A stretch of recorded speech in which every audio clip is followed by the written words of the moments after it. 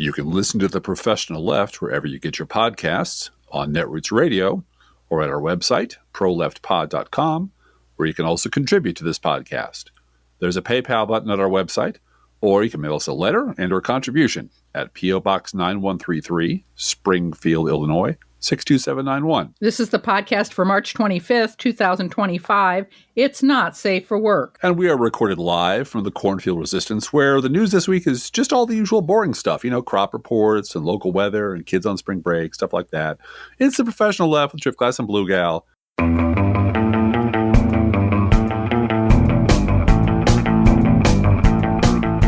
Hello, Blue Gal. Hello, Driftglass. That's not true at all. That's a little bullshit, isn't it? But you know what? There's so much bullshit being loaded onto the transom, I guess, just lying about what a calm week it's been. It's fine with me. We're outlying all the liars. We're outliers. Oh, my God. Anyway, last week, we wished you all a great St. Patrick's Day. Mm-hmm. But it appears that some people might have been having too good a time pre-gaming St. Patrick's Day all weekend, or they were celebrating the 2069th anniversary of the assassination of Julius Caesar by getting sloppy with their own secret plots. So today we're going to sober up, knuckle down, and get back to our 886th chapter in this masterclass on how to write real good. So listen up. Today's lesson is on the idiot plot. What is an idiot plot, you ask? Well, that's what you all paid $800 for this masterclass to learn. I feel cheated. All right, everybody. Go ahead and start to shut your mouths. Begin to shut up. All right, everybody, start to shut up. Start to shut up. Shut up immediately. All right, all right. Everyone start to shut up. Shut up. Shut up, your silly cybernetic offspring. Now, that's Jack Griffin walking into his AP Bio classroom. You should watch that show. It is so funny. It's wonderful. It is so funny. And it's on Peacock. It's one of our favorite shows. But back to the idiot plot. From Wikipedia, science fiction writer and critic Damon Knight, in his 1956 collection In Search of Wonder, says that the term may have originated with author James Blish. Knight went on to coin the term second-order idiot plot as a narrative in which not merely the principals, but everybody in the whole society has to be a grade A idiot or the story couldn't happen. The term was later popularized by film critic Roger Ebert. And some of the screwball comedies of the 30s in particular, where all the rich people are just incredibly stupid, that's an idiot plot. Everybody's got to be dumb or it doesn't work. You forgot to mention Roger Ebert was a fan of yours. He was. I commented on his blog, and he said he really enjoyed my posts. He did. Yeah. Back in the day. And idiot plot has come to mean a plot which is kept in motion solely by the virtue of the fact that everybody involved is an idiot, where the story would quickly end or possibly not even happen if this were not the case. Does that sound familiar to you? We're living through it. Well, I don't know. Can anyone in the class that you're paying $800 for come up with an example, perhaps, of an idiot plot?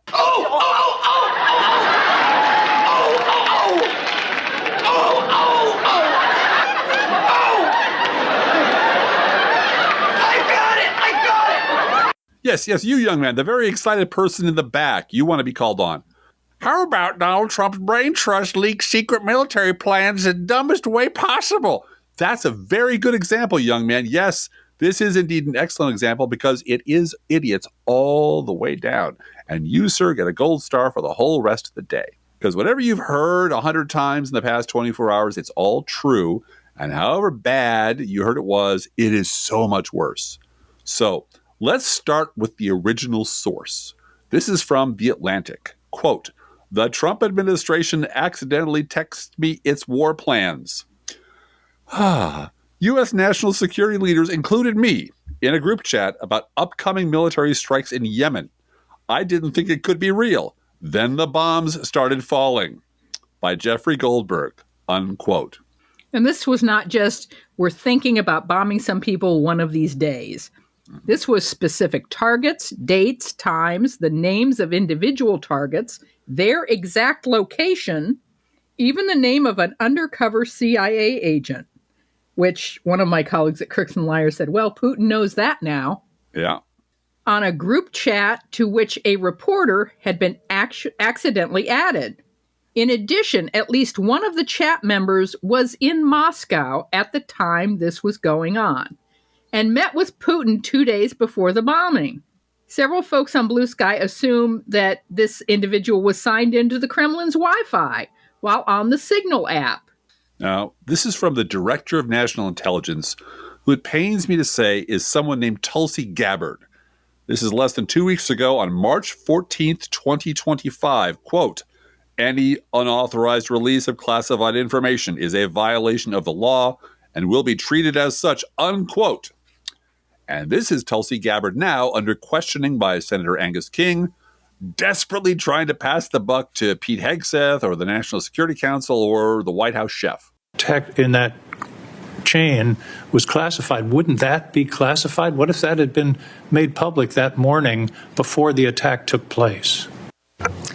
Senator, I can attest to the fact that there were no classified or intelligence equities that were included in that chat group at any time. So, and I so the attack sequencing and timing and weapons and targets you don't consider to should have been classified? I defer to the Secretary of Defense and the National Security Council on that question.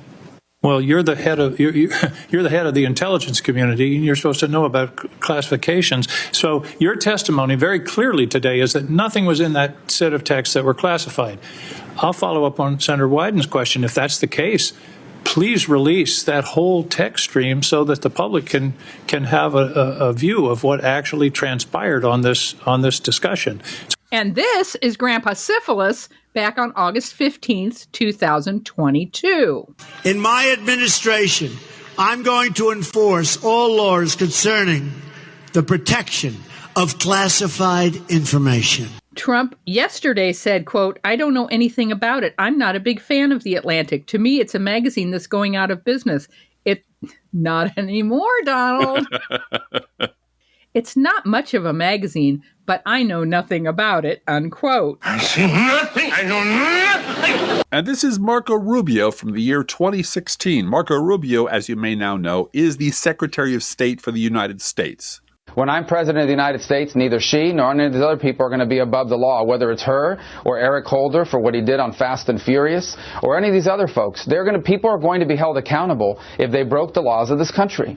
This president obviously is willing to protect his political cronies, but we're going to hold people accountable. Nobody is above the law. And this is drunk old Pete Hegseth from 2016. Hegseth is now the Secretary of Defense. Any security professional, military, government, or otherwise, would be fired on the spot for this type of conduct and criminally prosecuted for being so reckless with this kind of information. The fact that she wouldn't be held accountable for this, I think, blows the mind of anyone who's held our nation's secrets dear, who's had a top secret clearance like I have and others, who know that even one hiccup causes a problem, let alone a standard procedure like this. Idiots all the way down. Yes, Blue Cow.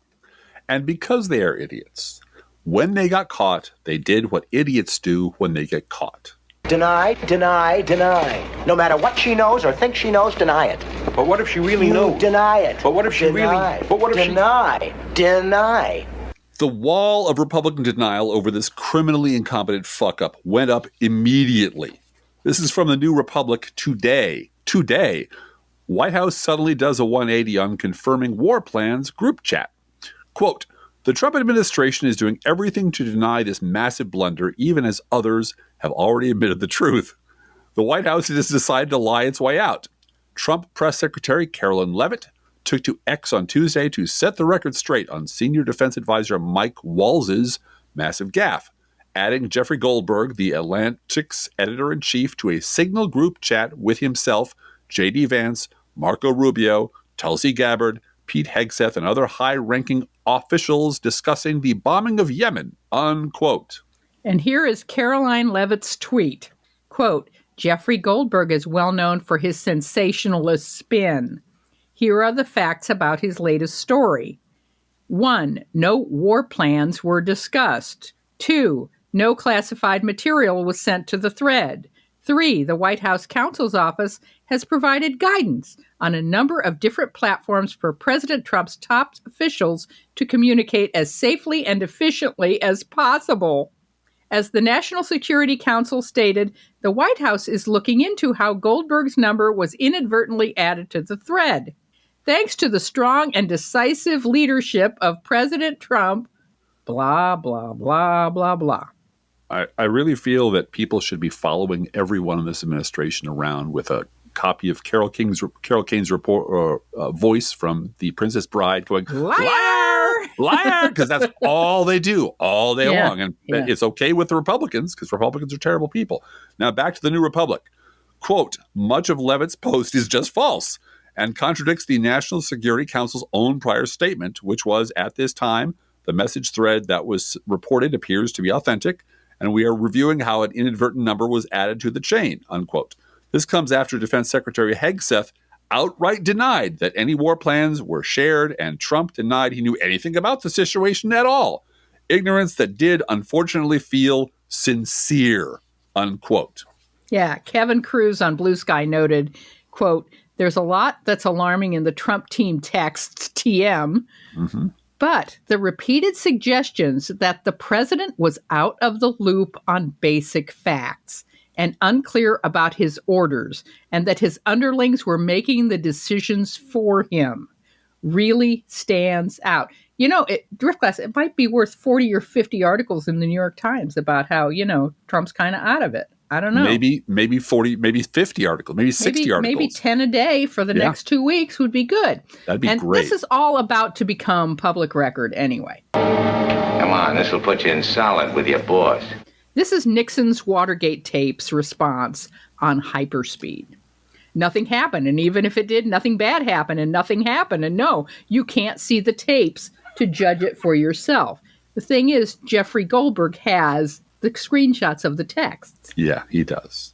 Meanwhile, while all that is going on, it's clear the White House is preparing a fall guy. Hey, just like Watergate, Driftglass. Yeah. Weird, isn't it? Politico is reporting that National Security Advisor Mike Waltz may be the first head on the chopping block after the disastrous Signal scandal, in which Waltz added the Atlantic's editor-in-chief to a war planning group chat with all of the highest-ranking defense cabinet members and Vice President J.D. Vance. And there's an Onion post today about Mike Waltz. I had another bad day at work. Mike Waltz texts his wife and the National Geographic Society. Yeah.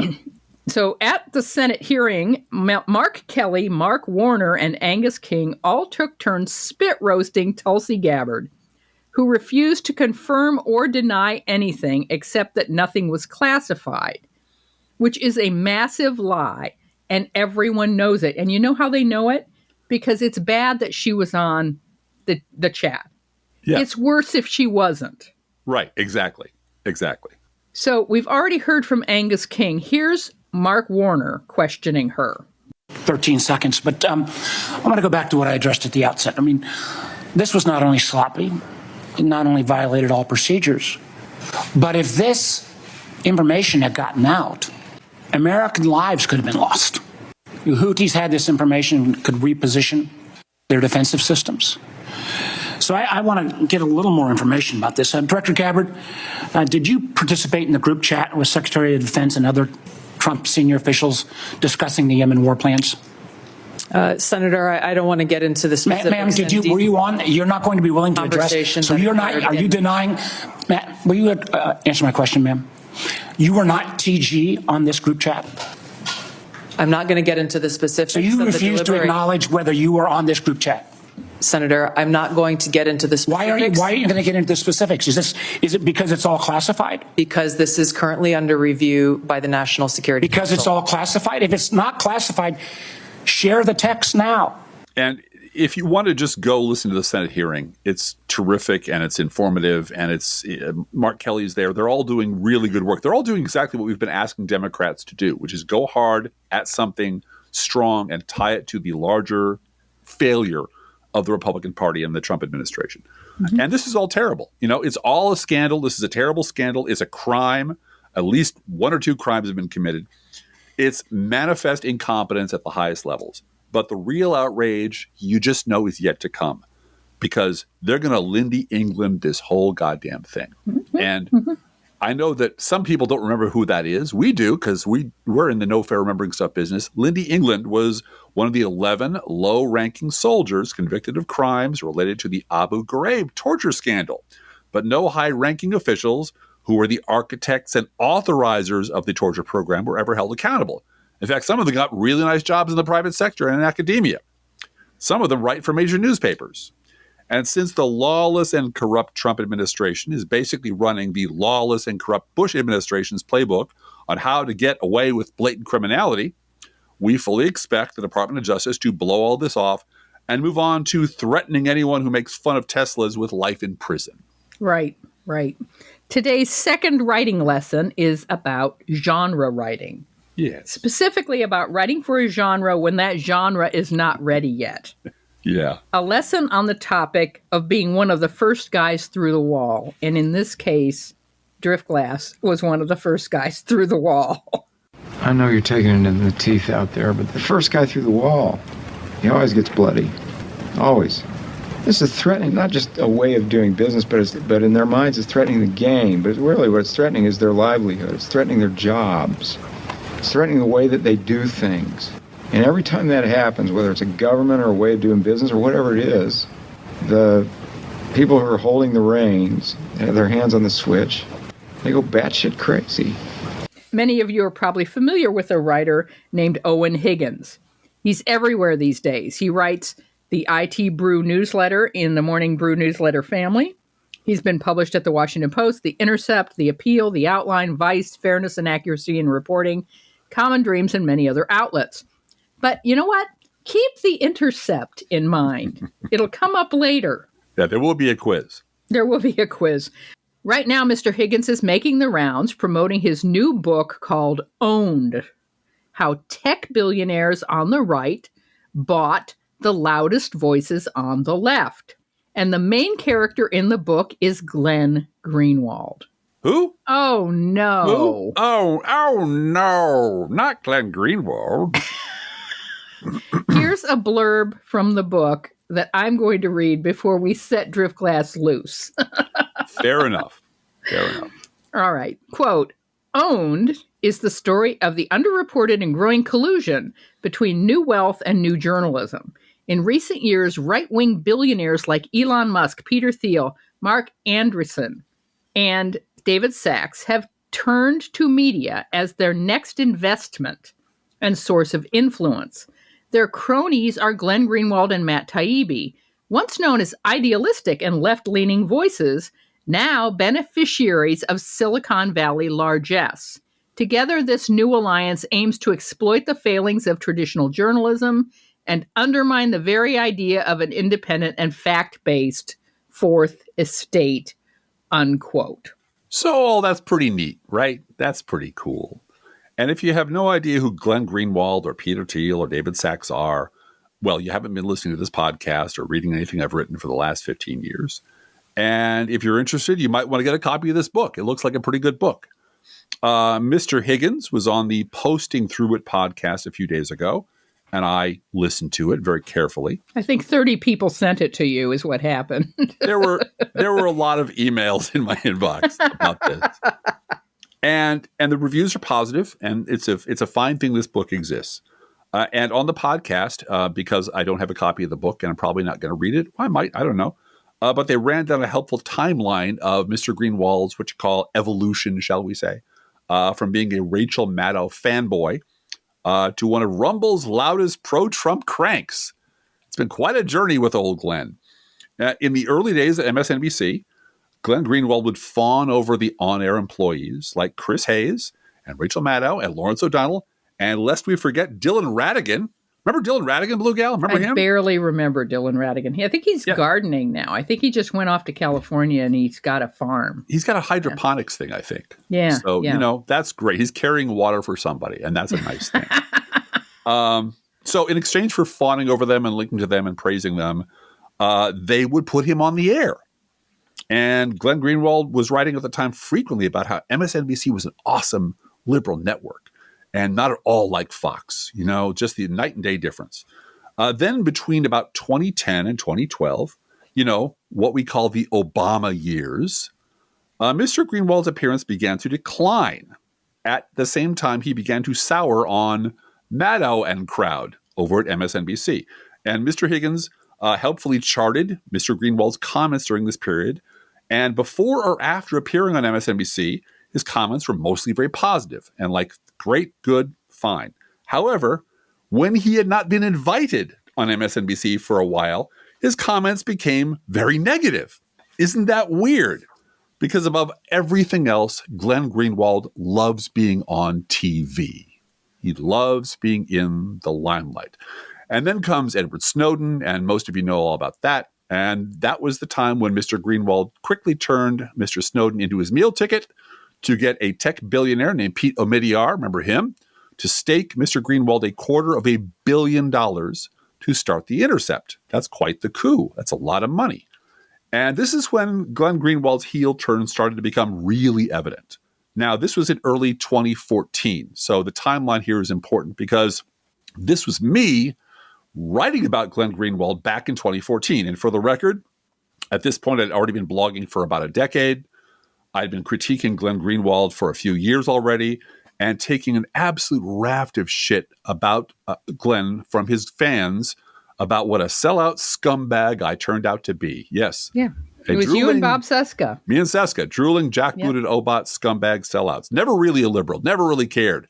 So this is me quoting myself from 2014, back when Glenn was getting $250 million to start The Intercept. Quote, I have years and years of practice being dismissed out of hand. So, no worries. I'm used to this. I spent 8 Clinton years being dismissed out of hand by people with vastly more power and influence than I will ever have. To conservatives, I was a gun-grabbing Marxist lunatic, while the Clinton years Purity Caucus told me that I was a sellout. Then I spent 8 more years being dismissed out of hand by conservatives with vastly more power and influence than I will ever have because I was a cuckoo in the head person for questioning the inerrant wisdom of George W. Bush, who was right about the economy, the Iraq War, everything, and I was a fucking moron for ever questioning it. And now I have spent the last 6 years once again being dismissed out of hand by conservatives as a gun-grabbing Marxist lunatic and by the Greenwald Purity Caucus as a brainwashed, drone-loving Obot monster. As Voltaire once said, to hold a pen is to be at war. And boy, was he right, unquote. So that was me writing back in 2014. And I picked a really tame one that didn't have a lot of swears in it or whatever. This is a very tame bit of pushback from my comment section, which I kept open during this entire period, even through the worst of it. I still welcome commenters. You can't get frisky with my name and address and how to track me down. And that's when I had to make them curated comments. Yeah. My comments section is one of the very, very few ones that are still open for public comment by anybody who wants to drop by. And boy, howdy, did they drop by. Anyway, this is a comment from about the same period. Quote, have you just always been a sellout for the national security state? Yes, you caught me. I've always been a sellout for the national security state. Maybe that would explain why everyone on the left thinks you are. Yes, everyone on the left hates me now, and I suck. Of course, you can call everyone who disagrees with you names, Purity Caucus, or whatever you like to say to justify your own corruptness, but that's just transparent, unquote. Oh, and nice. These weren't bots. These are people who read my stuff for a decade and just turned on me because I had criticized Glenn Greenwald. Now, I was reading your blog at this time, Drift Class, and I do know that your comments, you'd have 4 comments or 5 comments or 7 comments or whatever on a post.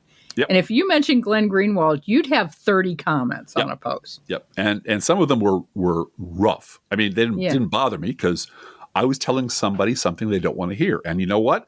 I have many decades of experience doing that. I know what the reaction is. Yeah. It tracks exactly to the reaction that Trump Republicans have when you tell them something they don't want to hear. Right. They go nuts. They attack you. They go nuts. You must be jealous. Maybe your career sucks. Aren't you getting paid enough? Who's paying you to write this shit? All that stuff. Because they can't stand to hear me at the time. I was just taking what Glenn Greenwald was doing and observing it and saying, this seems like a lie. This is a lie. This is something he said before, and now he's contradicting himself. And boy, they didn't want to hear that. Well, now, other commentators, but they were lying in wait for you to say the words Glenn Greenwald. sure, it of seemed course to they me. were. Of course they were. It didn't matter what I said. I was an awful sellout scumbag and blah, blah, blah, blah, blah. Joy Reid got it worse, but she was a higher profile person. That's the period when Glenn Greenwald said something to the effect of, Barack Obama could rape a nun and it would be okay with you. And that's the level of absolute vitriolic hatred that Greenwald was pouring out for anybody who criticized him even slightly. Yeah. And he had a mob of scumbags and goons who went after anybody who said anything bad about him. Now, other commenters did wonder why I was wasting time writing about him at all. My objections might be valid, but they were so petty. And didn't I have actual conservatives to write about? Which cracks me up because now Glenn Greenwald is being chastised on the right as a conservative pundit who's turned on them. Oh, no. Oh, my God. So come 2015, after a decade of blogging every day, I had become very unpopular with lots of my regular readers for pointing out that Glenn Greenwald was lying all the time, not abiding by the standards he was demanding everyone else live up to, and sicking his mob at anyone who even mildly disagreed with him. Coincidentally, 2015 was the year that Owen Higgins started blogging at his wife's insistence. He said, I was driving her crazy, and she said, you should go blog. So he started a blog in 2015, which is kind of hilarious when considering that when I started blogging in 2005, and then in 2007, I was told by A-list bloggers that it was too late to the party. Blog world is full. The blogosphere is full, and we small audience noobs should just piss off and do something else. So, I remember that. Yeah. In 2007, the blogging world was full. Just go away. There's only 5 blogs that can exist. That's it. And if you're not in the top 5, you should quit. But Owen Higgins started blogging in 2015. And guess what, Blue Gal? By early 2017, he was writing for The Intercept. Isn't that weird how that worked out? Yeah. So how does that happen exactly? How exactly do you go from your wife said, start a blog, you're bugging me, to being a writer for The Intercept in like a year and a half? That's pretty amazing. Well, in 2015, turns out he was not writing shit about Glenn Greenwald lying. He was a big Greenwald fan, loved the guy. And his blog was full of this fulsome praise of and links to the great man, just like Glenn Greenwald had been doing with Maddow and Lawrence O'Donnell. Just, this guy's awesome. Check him out, check him out, check him out. So maybe that had something to do with it. This was right in the middle of Glenn Greenwald's biggest heel turn, which still managed to pass unnoticed by his biggest fans for years afterwards. Then Trump gets elected. We all remember that. And here comes Russiagate, right? Russiagate. And Greenwald goes apeshit, furiously attacking Democrats or anybody for suggesting that there was anything untoward about the election or the Russians were involved in any way. And guess what? That's his ticket to getting back on television. Yeah, but it's not on MSNBC. Oh, it's definitely not. No, it's on Fox now. Now he becomes one of Tucker Carlson's good friends. So, and at the time, Greenwald was joined in his furious denunciation of us liberal scumbag Democrats by Matt Taibbi and by Owen Higgins, who was one of their crew. He was going along with them and agreeing with them and writing just the same as they were. And from 2018 to 2019, Greenwald started appearing regularly on Tucker Carlson and on Laura Ingraham, I might add, with an audience that at that time was mostly his Twitter fans. A lot of his, liberal folks had dropped off or kind of getting freaked out by the way he was behaving, but he was gaining a new huge audience on Twitter for his denunciation of Obot scumbags like me. Now, in his book, Mr. Higgins says that by this time, Glenn was looking for a way out of The Intercept. He was getting tired of working there. There were better offers elsewhere, and he wanted to get out. So he wanted a show of his own with the audience that he was building on Fox and on Twitter. He was also boosting Fox's ratings and praising them online like crazy. So he was just working it. He's not stupid. He knows who is paying paying for his stuff. So then, in October of 2020, Glenn Greenwald wrote an article about Hunter Biden and his laptop. Remember Hunter Biden's laptop? Mm-hmm. This was just before the 2020 election. And the Intercept editors, being very responsible at the time, couldn't verify any of the claims he was making about Hunter Biden's laptop. They didn't know it was real or not. Well, But I would assume that Tucker Carlson told him all about Hunter Biden's laptop. I am not privy to their private conversations, but I'm guessing that there's some back and forth communication, coordination, et cetera, going on there.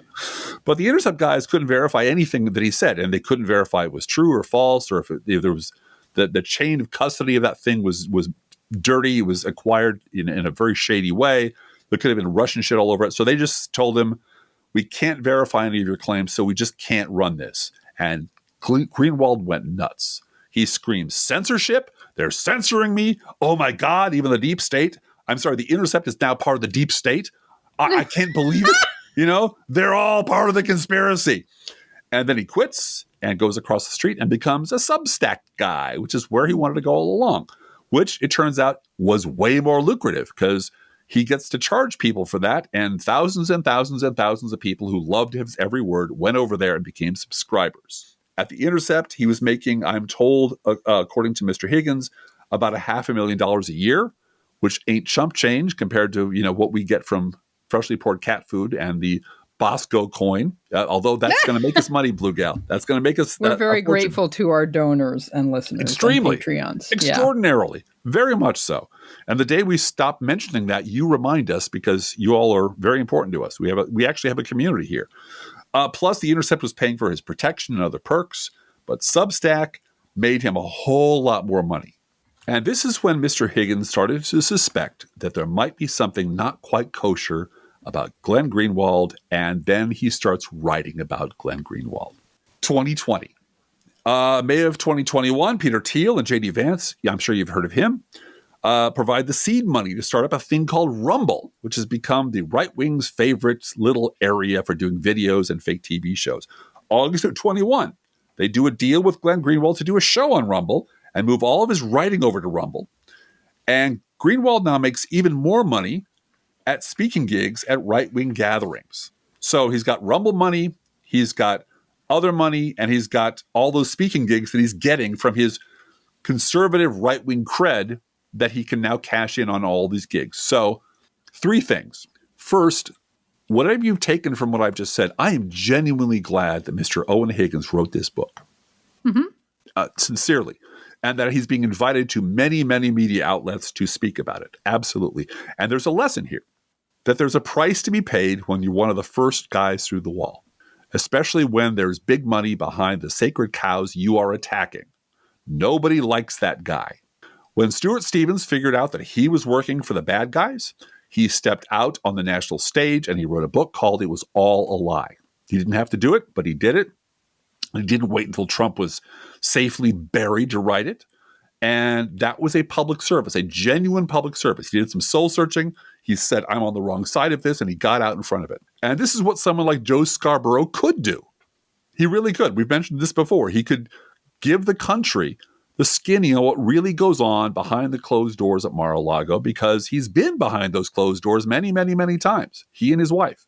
But he won't do it because Joe Scarborough is a greedy coward. Second, it amuses me to think that there is a non-trivial chance that Mr. Owen Higgins was one of the many anonymous commenters on my blog, calling me a drooling, jackboated Obot sellout back when writing inconvenient truths about Glenn Greenwald was not a ticket to the New York Times bestseller list. Yeah. And third, who did the Pod Save lads invite on their platform last week to chat? Well, it was none other than Mr. Glenn Greenwald. And I do not understand what the hell is going on with the podcast world. I mean, I understand what you're saying about Pod Save and the Bulwark. Right. They're linking hips in order to get cross-pollinated audiences. Okay, I get that. When asked about just internally, I was listening to their podcast, and asked internally, what do you read and what do you think, and who you're reading and who you're listening to. Right off the top of their head, they're like, "Oh, I read the Bulwark newsletters, read that all the time, and I listen to their podcasts all the time." So they're promoting the hell out of the Bulwark. Everybody is promoting everybody else, and it's Politicon, right? It's people, certain segment of the population just wants to hear political content regardless of what it is. Yep. They want to feel, it's the New York Times thing. And I hate to say it, it's my dad. Right. They want to feel informed and erudite about politics. And so they will listen, frankly, to other white men Right. who are at their educational level and can use $10 words. Right. And listen to them talk about politics all day. And it doesn't matter whether it's Pod Save America or the Bulwark. And you and I have been doing this podcast now for 15 years. Right. We've been blogging at the beginning of next week. I'll have been blogging for 20 years. You've been blogging for more than 20 years. 20 years and 6 months. Right. And what this reminds me of is the A-list bloggers in 2007. Yeah. Because right. there is a group of people who, in this case, started podcasting way the hell after we were. Oh, yeah. Have been playing catch up with where we've been all along, but they're forming their own little tight circle into which no one else is invited. Right. You know, it's the Pod Save lads will talk about the Bulwark folks. The Bulwark folks will talk about the Pod Save lads. There's 2 or 3 others out there that are in that orbit, and that's it. And if you're not in that orbit, you do not exist. There's no, as we say used to say in the book writing world, magazine world, there's no mid list anymore. No mid list, right? There's right. And they're stepping into a vacuum that has been created by the New York Times, the Washington Post, et cetera, stopping doing journalism and running like cowards. But there really is, and these are people who either think Joe Biden was a lunatic and bad. These are the former Obama people, or who are former Republicans. They have a strong center-right inflection to everything they do. Yeah. And they are not interested in talking to old school liberals. They're not interested in talking to AOC. They don't want to hear from old school bloggers or podcasters who were right all along.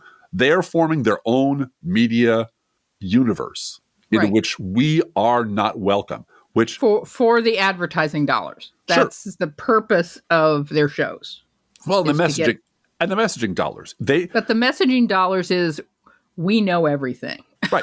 No, that's the point. Well, not just we know everything, but here's the direction we should all be headed in.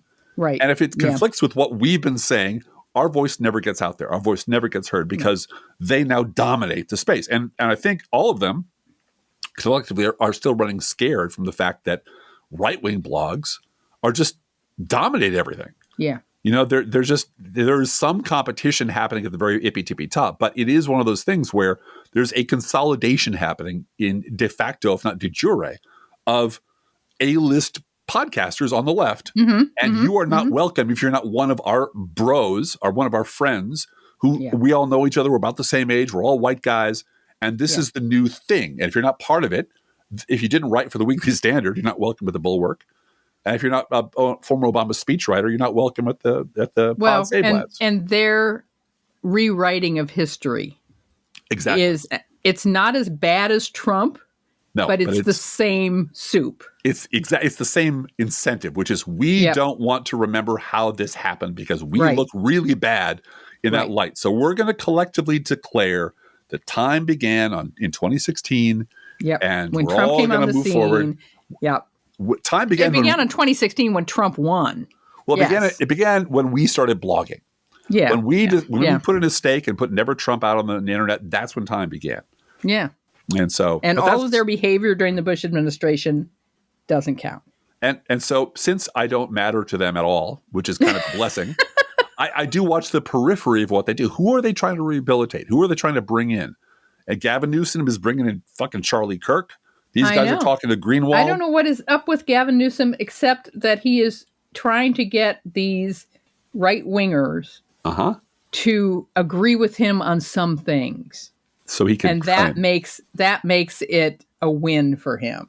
If he can charm them into saying, well, you know, I don't want. He got Michael Savage, who is one of the worst, most racist people on the airwaves. Yes. To say, well, I don't want people who've been here 20 years to be deported, who haven't committed any crimes and are here for 20 years. Well, there we go. Bipartisanship. Let's. He wins. Yeah. So Gavin Newsom gets that clip of I convinced this I'm truly horrible person. Yeah. To agree with me on one thing about immigration. Well, I know what's wrong with Gavin Newsom. He listens to Pod Save America and he listens to the Bulwark and he takes his marching orders, or he takes his inflection from them. And just for the record, the Pod Save lads were members of the Obama administration when Glenn Greenwald was savaging them every day as traitors, as genocidal lunatics, all day, every day. The rape nun thing was one of a spectrum of attacks that he launched against all of them, everyone on the left, all through those years and after. And then he joined Fox News and well, let's invite him on to talk about free speech. Yeah. No. How about not? How about we don't do that? How about we ask him if we're going to have him on? The first question I want to know is, hey, you attacked Joy Reid in a racist, savage way. Oh, I did listen to answer for that. I did listen to their reaction, which was, I took a lot of grief for inviting Glenn Greenwald on the show, but we really want to hear from blah blah blah blah blah. Yeah, blah, blah, blah, blah. And that's fine, but that is I sense a media world being created that is exclusive, elite, coastal, white, mostly male, and we are, and people who are left of them are absolutely not welcome into that world. Left of them are more feminist than them. Yeah. And have a longer memory than 2016. So abortion's dropped off the radar. I can't believe it. Mm-hmm. I can't believe it. They're not talking about the abortion issue. Why would they? It didn't win. It was a loser. This is anyway. And now we will return to Glenn Greenwald free podcasts for a while. I want you to know, I used to have to put that up. Yes. Okay, everybody, here's a Glenn Greenwald free podcast. But we had to do this one because this book came out and they were there's been a lot of talk about it. And it tells a story. It really does tell an entire decades-long story of how this came to be, how this happened, and who was it that was going along with it right up until it became too much for them to bear. Right. Yeah. Right. So let's do a news roundup, Dirk Glass. All right. From today's Washington Post. This is just, horrible. Yeah, it's all horrible. Long waits, waves of calls, web crashes, Social Security is breaking down. It's happening because of Trump and Musk. Yep. Nothing else. The Social Security Administration website crashed 4 times in 10 days this month because everyone's trying to download their work records. Yeah. To protect their benefits. Well, I have a feeling that somebody's going through there and just pushing buttons to see what this shit does. Yeah, That's what Musk did with Twitter. He was just flipping the switches like, what does this do? What does this do? What does this do? Oh, look. Yeah. Yeah. But he's blocking millions of retirees and disabled Americans from logging into their online accounts because servers were overloaded. In the field, office managers have resorted to answering phones at the front desk as receptionists because so many employees have been pushed out. But the agency no longer has a system to monitor customers' experience with these services because that office was eliminated as part of the cost-cutting efforts led by Elon Musk. And the phones keep ringing and ringing. The federal agency delivers $1.5 trillion a year in earned benefits to 73 million retired workers, their survivors, and poor and disabled Americans. All fraud. 73 million people depend on those checks. Yep. All fraud. They're all 180 years old. It's all fraud. Fraud. This is from Talking Points memo. IRS predicts Doge lost $500 billion for the United States. Way to go. Quote, the Post reports today that the IRS's internal projections estimate that the Doge-driven disruptions to the IRS since the inauguration are on track to have reduced tax receipts by more than $500 billion by April 15th. It's worth taking a moment to put this number into some context in case $500 billion doesn't do it for you. Non-defense discretionary spending is the cost to fund the U.S. government once you take out mandatory spending, mostly Social Security, Medicare, and Medicaid, and the cost of the U.S. military. For the year 2023, that number was $917 billion. So that's most of the stuff we think of as the government, apart from those payments, programs, and the military, etc. In other words, in about 8 weeks, Doge managed to lose the U.S. government, more or less light on fire, more than half of what goes to all non-defense discretionary spending, unquote. So no wonder they have to raise the debt ceiling to $4 trillion. This is crazy. Mm-hmm. This is from Forbes. Quote, a government contractor and lobbyist who served in President Donald Trump's first administration bought Vice President J.D. Vance's Virginia home in an above-market deal, a sale his spokesperson says was based on the market. Yeah, the market for Vice President J.D. Vance's attention. Right. He sold his house. J.D. Vance sold his house for $170,000 above asking price. And unbelievable. Compared to the bribery that Trump's getting away with, that's that's just $1 million dinners, $5 million for one-on-one dinner. Yeah. That's just sofa change, if you don't mind me using the sofa joke with J.D. Vance, because, you know. Anyway, this is from Jed Legum. Trump reinstated security clearances for a major law firm, Paul Weiss, after the firm agreed to provide $40 million in free legal services to support administration initiatives. This is essentially a very public bribe, which Trump demanded and then received. Yep. In one exchange last week, Trump's Commerce Secretary, Howard Lutnick, who has a net worth of approximately $2 billion, according to Investopedia, suggested that the best approach to root out fraud within the Social Security Administration was to stop payments and listen. He also argued that only a fraudster would call the Social Security Administration if they missed their monthly Social Security payment. He says if Social Security skipped a check, his mother-in-law wouldn't complain. And if you would, that indicates you are probably a fraudster. He has no clue. People don't eat if they don't have their Social Security check. They can just do what Mitt Romney suggested and just sell some of their stock, you know? Yeah, right. And then just live on that for a while. Yeah, this is horrifying. This is an oligarchy. And the problem with idiots, an oligarchy of idiots. There's stupid oligarchs. This is the idiot plot. Everyone in this administration is a greedy, racist idiot. And they all got elected by our fellow Americans, our fellow citizens, our neighbors, and our friends. I blame Republicans. But the Republican Party is full of Republicans. The explanation for this need go no further than that. Now, Donald Trump is mad that his very ugly portrait looks just like him. And because his very ugly portrait looks just like him, Colorado will now remove Trump's portrait from the state capitol after he claimed it was purposely distorted and truly the worst. Just so you know, AOC and Bernie Sanders are drawing massive crowds to their anti-oligarchy tour. This is real. Absolutely real. I hope they come to Illinois. Although we're not really a swing state. We're not a red state. So no, and we're not short talent when J.B. Pritzker gives a wonderful speech. Exactly. I know they're not coming here, but I just want to attend one of these rallies. So maybe we'll sneak over if they go to Iowa. Maybe we'll have to drive to Missouri. Yeah. Iowa, Missouri. Consider us there. Attorney General threatens House Democrat Jasmine Crockett over her anti-Tesla talk. Pam Bondi warns Jasmine Crockett to, quote, tread very carefully in what she says about Elon Musk. Yeah. The Attorney General of the United States threatened a House member. Mm-hmm. And as I said on Blue Sky, Jasmine Crockett does not need my help. Right. She really doesn't need me to stand up and defend her, little white lady from South Central Illinois. That said, hey, Bondi, come through me, bitch. That's my wife. I will stand in front of Jasmine Crockett, and you just come through me. And I'll stand behind you going, yeah, what she said, yeah. From the mouth of J.D. Vance this week, believe it or not, quote, Denmark is not being a good ally. If we need to take Greenland, that is what President Trump will do because he doesn't care about what Europeans scream at us, unquote. Yeah. The amount of just open, like, fuck you, we're doing it, whatever the courts say, whatever anybody else says. Because President Trump said so. Is just, that's what we're living with now.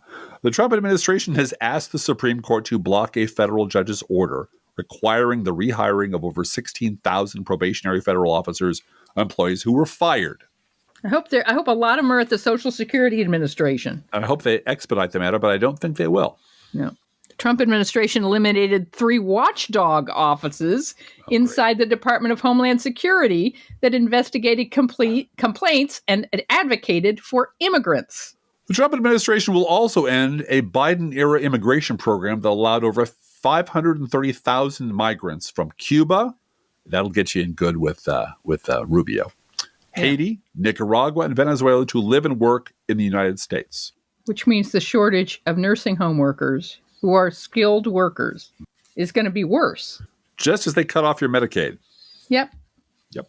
From the annals of cancel culture, who have those naughty liberals canceled now, Driftglass? Mm-hmm. This is from The Guardian. Members of British punk rock band UK Subs denied entry into the U.S. Quote, 3 members of the pioneering band were detained and returned to the UK after flying to Los Angeles for a gig. Members of the punk rock band UK Subs have said they were denied entry and detained in the U.S., according to accounts from the band themselves. Bassist Alvin Gibbs shared details of the incident in a Facebook post on Wednesday, which comes amid widespread reports of people being denied entry into the U.S., including a French scientist who said he was barred because of anti-Donald Trump comments he had made. Gibbs, along with bandmates Mark Carey and Stefan Haublein, were deported back to the UK following their detainment. Only vocalist Charlie Harper had been allowed entry. Harper ended up playing the band's scheduled show in Los Angeles with a group of stand-in musicians. He recounted how after he landed at the LA airport with his partner, he was told he would be questioned after being flagged. He was informed that the flagging was for two reasons. First, he was told that he had an incorrect visa, but he was also told that there was another reason that the agents would not disclose to him, unquote. Shall we read now from the Seattle Times? Yeah, go right ahead. All right, this is a bit long, but I think it encompasses the entire Trump administration pretty well. From the Seattle Times, signs of the shameless times pop up in Seattle. Quote, and this has got a big red sign over it from a job site that says, brought to you by Donald J. Trump. As the signs say, the project is funded by the $1.2 trillion Infrastructure Investments and Job Act. But when the bill was passed in the fall of 2021, it succeeded only despite a historic sabotage campaign waged against it by the then ex-president. Trump, operating out of Mar-a-Lago at that point, called the bill a loser for the USA, a terrible deal. He dubbed it the non-infrastructure bill.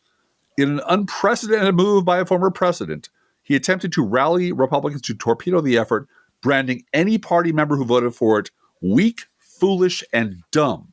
When 19 GOP senators and 13 House members joined with most Democrats to pass it anyway, he pretty much went off the rails. Quote, Republican voters will never forget their name, nor will the people of our country, he vowed as if he were giving the Gettysburg Goddamn Address.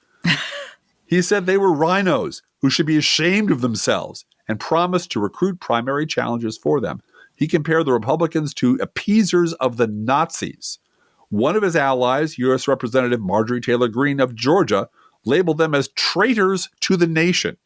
The atmosphere was so poisonous that a constituent of one House Republican in New York called his office and said, if I see that, I assume the word is son of a bitch, I can't say because it's expletive deleted in the street, I'm going to kill him. The constituent was arrested and charged with harassment. No word on if he's been pardoned. All of this was over a roads and rail bill. Given this history, that the government's now putting up signs giving Trump credit is a new level Orwellian. Former President Joe Biden also had signs taking credit for the project sites, and Republicans filed complaints about the practice. But at least Biden had backed up the act that paid for the projects. Representative Rick Larson, Democrat of Everett, is the ranking member of the House Transportation and Infrastructure Committee, and so helped negotiate many of the projects in the 2021 infrastructure bill. He said that there is a growing tradition of politicians opposing spending bills and then claiming credit for the specific projects anyway. It's called vote no and take the dough, he said. Having it both ways like this makes it hard to pass anything involving taxing and spending. If you can get the glory regardless, why bother taking the tough vote?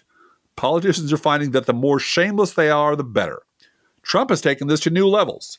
Larson said he was less concerned, though, about any credit taking than about the work taking place behind the signs. Trump repeatedly sought to gut the train service during his first presidency, Larson said, including the long-distance train that will use the rail yard. On Wednesday, the CEO of Amtrak resigned ahead of Trump's new overtures to slash the agency. If you're going to take credit for the project, are you going to then support Amtrak in the future? Larson asked. Doubtful.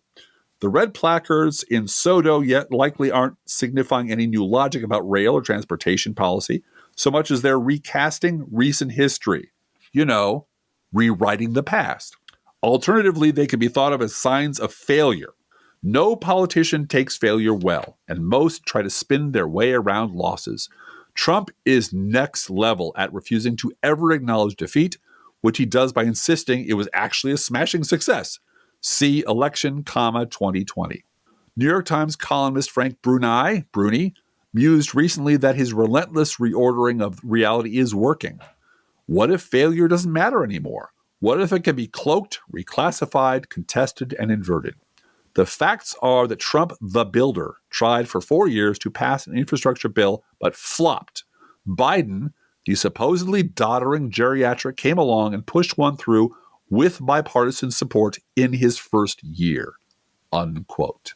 And in local news from our Senator Tammy Duckworth, breaking. I just offered an amendment on the floor to give veterans fired in the Trump-Musk layoffs their jobs back. Every single Republican blocked it. Shame on them for betraying our heroes. And finally, from the Chicago Sun-Times today, the federal funding for Chicago public schools and other local school districts is under threat by a civil rights investigation into schools for allowing transgender students access to bathrooms and locker rooms in accordance with Illinois law.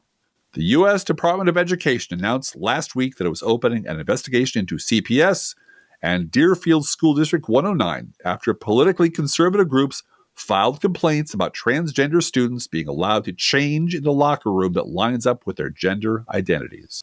Unquote. Just shameful. These people have There's two students in the whole district probably that are dealing with this. And I'm sure these conservative groups go to church every Sunday and believe God loves them best. The number of pastors in those churches that are being caught with kiddie porn on their computers, or worse. No, I forget who said it, but isn't it funny how it's always the ones you suspect the most? Yes, right.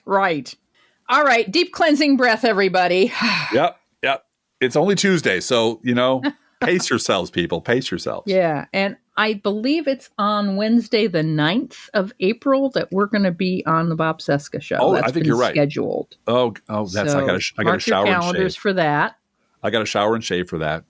You got to shower and shave for Bob Cesca, right? When you're not on camera. Yeah. Well, I'm on the camera in my heart, Blue Gal. Yeah, we probably won't be doing a show. So Tuesday shows are going to be a little off this week because this month coming up because I have knee shots. I have knee shots next Tuesday, the 1st of April. April Fool's Day, I get to go get my knee shots. So we're not going to be on that day. And then the following week, we've got a lot going on, and we'll be on Bob Cesca the next day. So taking just a little bit of time, and we will be back to 2 days a week the week after that, probably. Yeah. Anyway. I don't know. I think if you're under anesthetic on Tuesday after knee shots, that could be fun, Hey, they don't give me anesthetic for knee shots. They don't do that. They should amp you up on something amazing and then just turn you loose with a microphone. I think that'd be fun. Right. And then I should do my knitting podcast with pointy sticks. That's right. Here, stabby, stabby, stabby. Guess who I'm stabbing today? Anyway, feel free to write to both of us at proleftpodcast@gmail.com. We love hearing from you. Be aware that if you write to us at any of our addresses, we reserve the right to read your email or U.S. Postal Service. Go Postal Unions. Letter on the air unless you say otherwise. Do not forget our gourmet coffee guidelines. If you can afford to buy an espresso-based beverage for yourself, buy one for us. Or hey, come to town and buy us lunch. That's been happening recently, and we've been having a fine time. Because this isn't charity. This is actually our job. I'm not going to get a job at The Intercept anytime soon, so this You don't know. They might decide to change their history so fast that they hire Driftglass. Yeah, to clean up their history. Or maybe they'll hire me as, I don't know, towel boy over at the Bulwark. That'd be fun. If you can spare $5 a month, spare $5 a month. Please spare $5 a month at patreon.com/ProLeftPod. And also share our show on social media. We're small, but we're mighty. And we appreciate it when you boost us on social media. So if you love this podcast, please get someone else to listen. And thank you very much for doing that. Hey, Driftglass, how are the Internet Kitties doing this week? Well, the Internet Kitties know that the Signal app is catnip for humans, but at least their catnip doesn't come with, a national security breach. Let's think about living. Think about living. Let's think about loving. Think about loving. Let's think about the hooping and the hopping and the popping and the lovey-dovey. Let's forget about the wine and the crying, the shooting and the dying, and the fellow with the switchblade knife. Let's think about living. Let's think about life. The Professional Left podcast is recorded under a Creative Commons license. Copyright 2024-25, GGBG Productions.